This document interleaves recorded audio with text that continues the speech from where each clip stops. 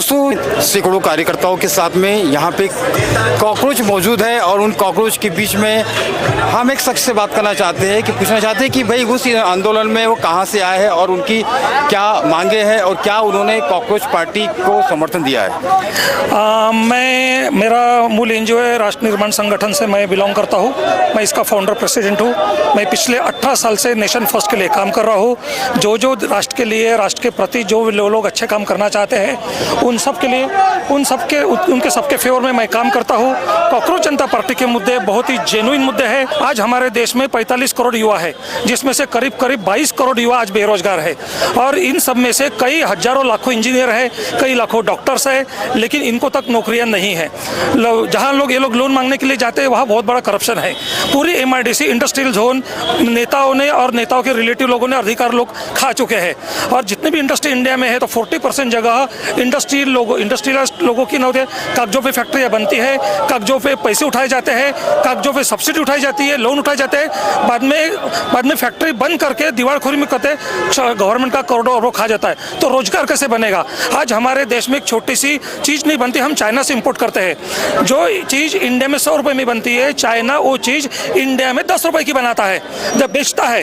तो हमारे देश में रोजगार कैसे तैयार हो सकता है?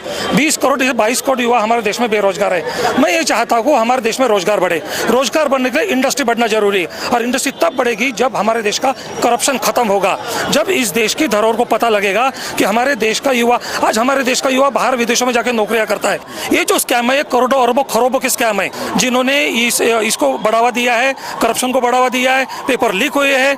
इनके लिए इन्होंने अपनी नैतिक जिम्मेदारी रखते हुए इन्होंने इस्तीफा देना चाहिए। यही हमारी सबसे इम्पोर्टेंट मांग है और हम इसके लिए पूरे देश भर आंदोलन करना चाहते हैं। अगर इनका इस्तीफा हो जाता है बाय द वे, तो क्या कॉकरोच पार्टी का अगला कदम क्या हो सकता है? अगला कदम, हम पूरे देश के युवाओं को जागरूक करेंगे, रोजगार के लिए उनको हम आगे मोटिवेट करेंगे, हम उनको आगे बढ़ाना चाहेंगे, देश में इंडस्ट्री डेवलप करना चाहेंगे, देश के युवाओं को रोजगार देना चाहेंगे।